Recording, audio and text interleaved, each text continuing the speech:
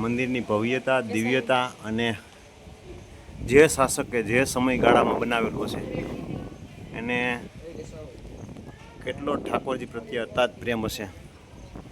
અને હમણાં આપણે મહાદેવનો પણ વ્યૂ બતાવીએ. આજ જે મંદિરના આપ દર્શન કરી રહ્યા છીએ રાજકોટ જિલ્લાના ધોરાજી તાલુકાના સુપેડી ગામે, એટલે કે ત્રિવેણીના ઘાટ ઉપર હરિને હર હોય એવા જૂજ મંદિરોમાંથી આ સુપેડીમાં જે ત્રિવેણીના ઘાટ ઉપર એટલે કે મહાદેવ પણ છે અને શ્રી મુરલી મનોહર દ્વારકાધીશ પણ છે.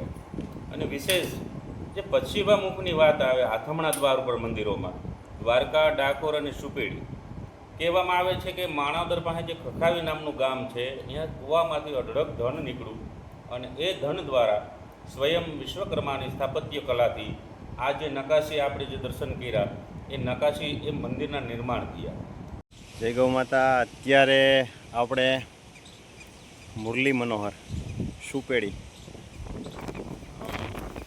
દ્વારકાધીશ રૂબરૂ દ્વારકામાં જે રીતે આપણે દર્શન કરીએ એવી રીતે દર્શન થઈ શકે. અને ખૂબ સરસ મજાનું રમણીય મંદિર અને લગભગ 700-800 વર્ષ સુધીની તો ટૂંકમાં લોકવાયકા છે, પણ એનાથી જૂનું હોય તો ખ્યાલ નહીં. પણ તમે એની નકશી, કોતરણી અને એના મંદિરની ભવ્યતા, દિવ્યતા આપણે જોઈ તો એના ઉપરથી જ આપણે એવું વિચારી શકીએ કે જે રાજવીએ આ મંદિર, જે રાજવી પરિવારે આ મંદિર બનાવ્યું હશે એને દ્વારકાધીશ પ્રત્યે કેટલો પ્રેમ હશે. અને એ મંદિરની ભવ્યતા અને દિવ્યતા પણ એ ખૂબ સુંદર અને અદ્ભુત છે. અને આ મંદિરની એક એવી વિશેષતા, આપણે ઘણા ખરા મંદિર જોયા હોય ત્યાં હરિ અને હર એટલે કે નારાયણ અને શિવજી સાથે ન હોય, તો બે મંદિર, ઠાકોરજીનું મંદિર અને શિવજીનું મંદિર, એની મંદિરની રચના અને એ બધું જ આપણે સાથે જોઈએ તો બે એક સરખું સેમ, કોઈ પણ પ્રકારનો ડિફરન્સ નહીં. એટલે ખરેખર ત્યાં આવીએ તો આપણે ખ્યાલ પડે. તો આ મંદિર છે આપણે સુપેડી, ધોરાજીથી આગળ આપણે ઉપલેટા બાજુ સુપેડી જ્યાં ગામ આવે ને ત્યાં. અને પાછળ તમને જ્યાં દેખાય છે ને જે સાઈડમાં ઘુમટ, એ હરનું મંદિર એટલે કે શિવજીનું મંદિર છે. અને પાછળ જે આપણે અહીંયા છે ને એ નારાયણ એટલે કે ઠાકોરજીનું મંદિર છે. તો એ પણ તમને ચાલો બતાવવાના. આ આપણે આ ઉતાવળી નદી છે એની સીડી છે અહીંથી આખેમ ઉપર. અને ચાલો આપણે એનો ઘુમટને હમણાં બતાવવાનો પ્રયત્ન કરીએ. એટલે ખૂબ સરસ અને શુદ્ધ દિવ્યતા અને ભવ્યતાવાળું મંદિર.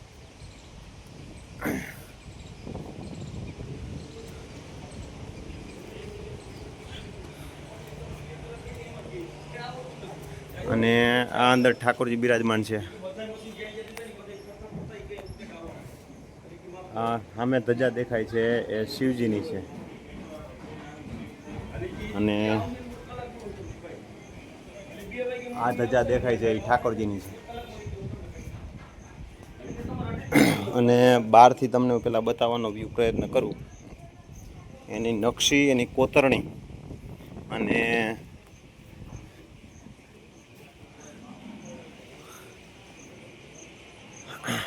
આ મંદિરની ભવ્યતા અને દિવ્યતા, આ કોતરણી. નારાયણ અને મહાદેવ બે એક જગ્યાએ, ઓછા એવા જૂજ મંદિર હોય. અને હમણાં આપણે મહાદેવના મંદિર પર જાય ત્યારે એ પણ તમે જોઈ શકશો.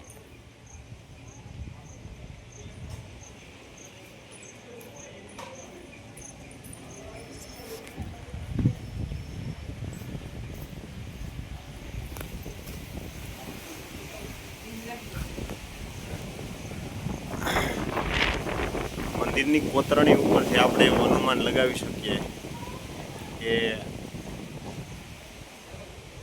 મંદિરની ભવ્યતા, દિવ્યતા અને જે શાસકે જે સમયગાળામાં બનાવેલું હશે એને કેટલો ઠાકોરજી પ્રત્યે અતાત પ્રેમ હશે. અને હમણાં આપણે મહાદેવનો પણ વ્યૂ બતાવીએ. તો આપણે અહીંયા જે સેવા પૂજા જે ગુરુ કરે છે અને એની પાસેથી થોડુંક મંદિર વિશે જાણવાનો પ્રયત્ન કરીએ. અને ઠાકોરજી વિશે થોડુંક જાણીએ. એના વિશે તો કંઈ જાણી શકાતું જ નથી, પણ તેમ છતાંય થોડોક જાણવાનો પ્રયત્ન કરીએ અને અંદાજિત આ મંદિરને કેટલા વર્ષો થયા હશે એ પણ થોડોક જાણવાનો પ્રયત્ન આપણે કરીએ. તો ગુરુ ઓમ નમો નારાયણ. તો થોડીક અમને મંદિર વિશે અને ઠાકોરજી વિશે જાણવું હોય તો બહુ અઘરું છે, પણ તેમ છતાંય આપણે જે સેવા પૂજા તે બીજું ત્રીજું જે વસ્તુ હોય થોડોક જણાવવાનો પ્રયત્ન કરો, જેથી કરીને જે પણ જોવે અને જે કોઈને દ્વારકા તો જાજુ છેટું થતું હોય ને આજુબાજુમાં હોય ને અહીં હડપ થઈ જાય તો દ્વારકાધીશના દર્શન થઈ જાય. આ જે મંદિરના આપ દર્શન કરી રહ્યા છો એ રાજકોટ જિલ્લાના ધ્રાજી તાલુકાના સુપેડી ગામે એટલે કે ત્રિવેણીના ઘાટ ઉપર હા. શ્રી મુરલી મનોહર મંદિર. વિશેષતા જે આપે કીધી એ રીતે કે હરિને હર હોય એવા જૂજ મંદિરોમાંથી આ સુપેડીમાં જે ત્રિવેણીના ઘાટ ઉપર એટલે કે મહાદેવ પણ છે અને શ્રી મુરલી મનોહર દ્વારકાધીશ પણ છે. અને વિશેષ જે પશ્ચિમામુખની વાત આવે આથમણા દ્વાર ઉપર મંદિરોમાં દ્વારકા, ડાકોર અને સુપેડી જે 3 મંદિરોના નામ છે, એમાંથી આપણું સુપેડીમાં જે મંદિરના અત્યારે તમે આ મોબાઈલ દ્વારા દર્શન કરો છો એ ઠાકરજી સ્વયં પોતે છે. અને દ્વારકાનો ઇતિહાસ, ડાકોરનો ઇતિહાસ એકદમ ટૂંકમાં પુરાણોમાં છે અને લોકવાયકા પણ છે, પણ આ મંદિર છે એક લોકવાયકા ઉપર હાલ્યું જાય છે. કહેવામાં આવે છે કે માણાવદર પાસે જે ખખાવી નામનું ગામ છે ત્યાં કૂવામાંથી અઢળક ધન નીકળ્યું અને એ ધન દ્વારા સ્વયં વિશ્વકર્માની સ્થાપત્ય કલાથી આ જે નકાશી આપણે જે દર્શન કર્યા એ નકાશી એ મંદિરના નિર્માણ થયા. અને વિશેષ આ મંદિરમાં મનોરથો જેમ દ્વારકામાં ધજાજીનો આનંદ હોય છે 6 ધજાજી, અહીંયા નિત્ય 1 ધજાજીનો આનંદ થાય છે. બીજું વિશેષ જે અંદર આપણે ઠાકરજીના દર્શન કર્યા તો 3 વિગ્રહ સ્વરૂપ પધારે છે, એટલે કે 2 મુરલીવાળા અને 1 માં. પણ એક રીતે જોવા જાઓ તો પ્રભુ સેવા, વૈષ્ણવ સેવા, પુષ્ટ સેવા અને એ રીતે જોવા જઈએ તો બંને સેવા આ મંદિરમાં બિરાજમાન છે. બાકી તો સ્વયં આપ પધારી અને ભગવાન દ્વારકાધીશ મુરલી મનોહરના દર્શન કરશો તો દિવ્ય અનુભૂતિ, અનુભવ અને જીવનમાં જે ઝાંખી થશે એ તો તમે ખુદ મહેસૂસ કરી શકશો. આપણે આ મંદિર અંદાજિત કેટલા વર્ષો જૂનું હશે? હવે જે કંઈ મોબાઈલની દુનિયા દ્વારા હવે એમ કહેવામાં આવે, મોબાઈલમાં આ જે નકાશીને નાખવામાં આવે એટલે કહે છે કે 8મી સદી 9મી સદીનો ઉલ્લેખ બતાવવામાં આવે કે રાજસ્થાન અને નાગર શૈલી 2 મિક્સ બતાવે છે. તો આ મંદિર એ રીતે લમસમ 1200-1500 વર્ષનો ઇતિહાસ ખરેખર. હા, અત્યારે આમ લોકવાયકા પ્રમાણે આપણે 700-800 વર્ષ તો અંદાજ મારીએ છીએ, પણ એનાથી વધારે જૂનું હોય એવું 100% લાગે છે. એથી વધારે. હા. અને સ્વયં આ મંદિરનો ઇતિહાસ કોઈ પાસે છે નહીં. એટલે વિશેષ તો આપણે લમસમ ટાર્ગેટ જ આપી શકીએ કે મંદિર 1200-1500 વર્ષ જૂનું ખરું. અને ખરેખર અમે તો અહીંયા ઘણી જગ્યાએ દર્શન કરતા જતા ના તેનું હોય, ઘણી જગ્યાએ ટૂંકમાં આજુબાજુમાં એક માધ્યમથી આપણે એવું જાણવાનો પ્રયત્ન કરીએ કે આ ઠાકોરજી પોતે બીજાને આવવા દેવા માટે, પોતાની જાગૃતતા લેવા માટેના કેટલા વર્ષો, ખાલી ગણતરીના કેટલા વર્ષો થયા હશે? માણસો આવતું વધારે આવરો જાવરો ચાલુ થયું એના 10 વર્ષના આ સમયગાળો છે કે પ્રભુ એમના સ્વયં લીલામાં પધારી અને ખૂબ મનોરથોથી લઈ અને ખૂબ વૈષ્ણવોને પણ ખૂબ આનંદ કરાવે છે અને પોતે પણ આનંદ કરે છે. તમને પણ ઘણા લોકો એવું કીધું હશે કે અમે 5 કિલોમીટર, 15 કિલોમીટર કે 20 કિલોમીટર રહી, પણ અમને આવી ખબર નહોતી કે આવું દિવ્ય અને ભવ્ય મંદિર છે. સાચી વાત છે કે દર્શનાર્થી જે કોઈ આવે પહેલો પ્રશ્ન એ જ રહે કે આટલા દિવસ અમારાથી ભગવાન આઘા કેમ હતા? તો એ તો જ્યારે પુણ્યનો ઉદય થાય અને પ્રભુની કૃપા થાય તો જ એના દ્વાર સુધી પહોંચી વળીએ. તો એ ઘટના આપણે બધાએ મહેસૂસ કરવાની કે ભગવાનની કૃપા થઈ તો જ એના મંદિર આપણે આવી ગયા. હમણાં જ એક બનાવ એવો બન્યો મારી સાથે, હમણાંનો જ કહું. 8 મહિનાથી આવવાનું પર્યાણ કરું પણ નથી આવવાતું, અને દ્વારકાનું પર્યાણ ખાલી સવારે 6:30 વાગે એક મારા મિત્રનો ફોન આવ્યો, દ્વારકા જવું છે ને બોલો જવાઈ ગયું. એ તો એની કૃપા હોય. અહીંયા ન વાણું 8 મહિનાથી નક્કી કરું કે આજ જવું ને કાલ જવું. પણ એ પ્રભુની લીલા જ આપણે ગણવાની રહેશે કે પ્રભુનો જ્યારે પણ એમ કહેવાય ને કે એના લીલાનો પ્રવેશ થાય તો જ તમે હું ભગવાનના મંદિરના પગથિયા ચડી શકું. હવે દર્શનાર્થે આપણે કોઈ આવવા માગતા હોય બરાબર, તો આપણે મંદિર, આપણે દર્શનનો લાભ ક્યાંથી ક્યાં સુધી મળી શકે? સવારે મંગલા 4 વાગે મંદિર ખુલી જાય અને બપોરે 1 વાગ્યા સુધી ભગવાન ટૂંકમાં લીલામાં હોય એટલે દર્શનનો લાભ મળે. 1 થી 3 પાછા મંદિર ભગવાન વિરામ રહીએ, પાછા 4 વાગે ભગવાન પાછા જાગી જાય અને છેક 8:30 વાગ્યા સુધી દર્શનનો લાભ મળે બધા.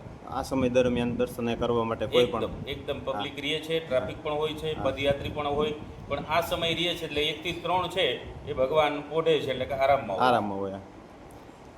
તો આ મંદિરની દિવ્યતા અને ભવ્યતા અને જે નકાશીની જે વાત, તો એના ઉપરથી આપણે એ જે બાપુએ જે પ્રમાણે કીધું છે બરાબર કે 8મી સદી 9મી સદી આમ પરફેક્ટ નથી કહી શકાતું, પણ જે આની મંદિરની કોતરણી નકાશી અને નકશી જે છે એનું જે આપણે અત્યારે ટેકનોલોજીના માધ્યમથી જે આપણે નાખીએ નાગર શૈલીને જે બધી વસ્તુ જે કીધી એ પ્રમાણથી એવો અનુમાન લગાવવામાં આવે છે કે 8મી સદીનો છે.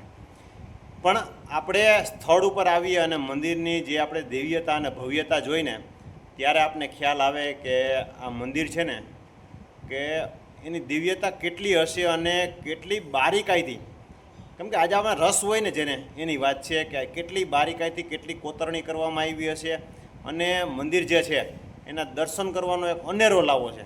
અને અહીંયા દર્શન કરવામાં જે મજા આવશે એ ખરેખર ભવ્ય અને અત્યારે મોટા મોટા જે મંદિરો છે એનાથી પણ વિશેષ લાવો મળશે. અને મંદિરમાં પ્રવેશ કરશું અને મંદિરના જે પ્રટાંગણમાં અને જે બધે છે ત્યાં ચક્કર મારશું આપણે, ત્યારે એમ થશે કે એક સમય આ મંદિરની એટલી બધી દિવ્યતા હશે કે સાધુ સંતો મહાત્માઓનો એટલો આવરો જાવરો હશે અને પદયાત્રીનો એક વચ્ચેનું સેન્ટર હશે. કેમ કે આમાં જે બારે હું તમને બતાવીશ હમણાં, ત્યાં જઈને આપણે જોઈને ત્યારે આપણે ખ્યાલ આવશે કે હરિહર 24 કલાક ચાલુ રહેતું હશે. એટલે આ મંદિરના દર્શન કરવાનો અચૂક લાવો લેજો અને ઠાકોરજીના દર્શન કરશો એટલે એકદમ આનંદ મળશે. ચાલો આપણે મહાદેવને પણ મળાવીએ તમને.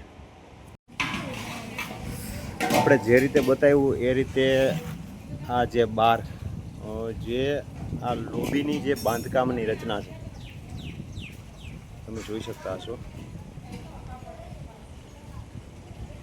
તો એના ઉપરથી એવું થાય કે સાધુ સંતો મહાત્માઓનો કેવડો આવરો જાવરો હશે.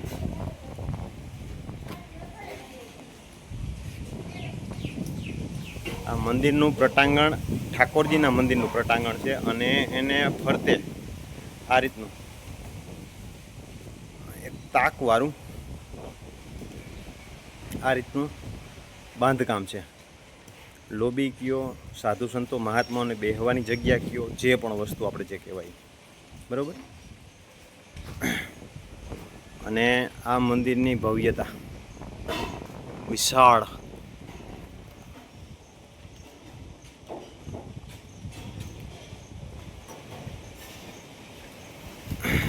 અને આ રાજાજીના દર્શન.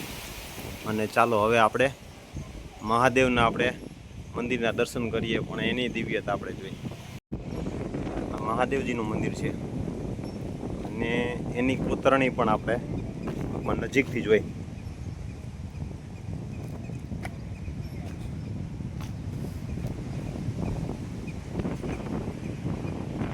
અત્યારે ટેકનોલોજીના માધ્યમથી આ કોતરણી અત્યારે નાખવામાં આવે અત્યારે તો નાગર શૈલી અને એ વસ્તુ પ્રમાણે બતાવવામાં આવે છે. એટલે 7મી 8મી 10મી સદી પ્રમાણનું કહેવામાં આવે છે.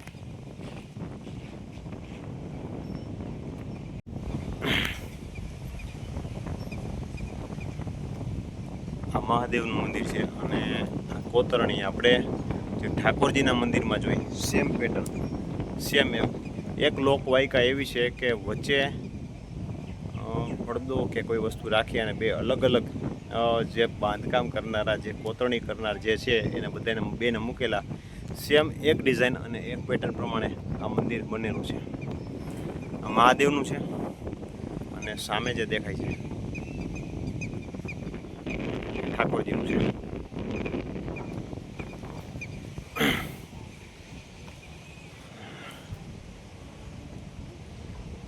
અને ત્રિવેણી ઘાટ એટલે કે આ બાજુથી ઉતાવળી નદી આવે છે અને આ બાજુ પેલી બાજુથી બીજી એક નદી આવે છે. આ ત્રિવેણીનો ઘાટ છે. ચોમાસું હજી સ્ટાર્ટિંગ છે એટલે વરસાદ હજી એટલો નથી કાંઈ થયો ચાલુ. વરસાદ હોય પાણી ચાલુ હોય તો અચૂક દર્શન કરવા આવજો સુપેડી મુરલી મનોહર મંદિર.